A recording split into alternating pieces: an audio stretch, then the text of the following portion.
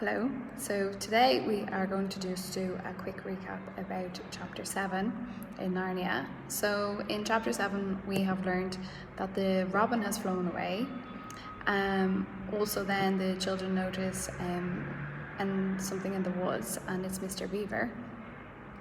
Mr. Beaver tells the children that he is friends with Mr. Tumnus. He proves this by pulling out the handkerchief that Lucy had given to Mr. Tumnus the night that she was in his house. So then he tells the children that he's under instruction to bring the children to Aslan. The children react quite strangely to the name.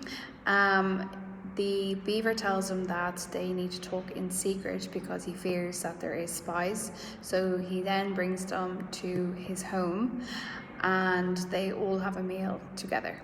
So if you can just turn to page 19 in your revision booklet of the long questions for Narnia. So question 1 reads, describes the setting in Narnia. So now, on the attachments, there is an attachment to help you with the story setting. It's broken down into your 5 senses, what you can see, what you can hear, what you can smell, what you can taste, and what you can touch. So using your 5 senses, imagine you've stepped out of the wardrobe and stepped into Narnia. What can you smell?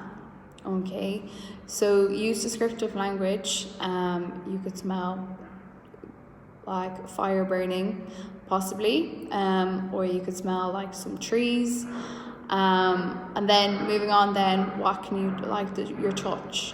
So when you touch snow or when you've touched something, how did it feel?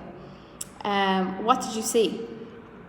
Then what could you hear, and what could you taste? So use the storyboard to break down each of your senses before writing your detailed answer. So in your detailed answer, you should break it down into the 5 different senses. So obviously you need to use full sentences, using good descriptive language, and then obviously remember your punctuation.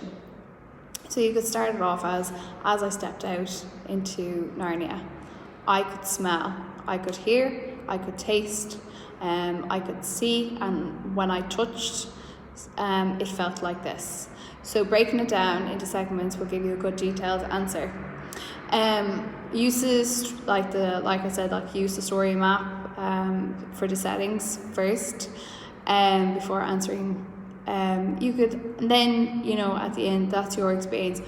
Or if you wish, you can use using the text to help you to answer what you've read in the text and how the image looks in your mind, and then describe that image.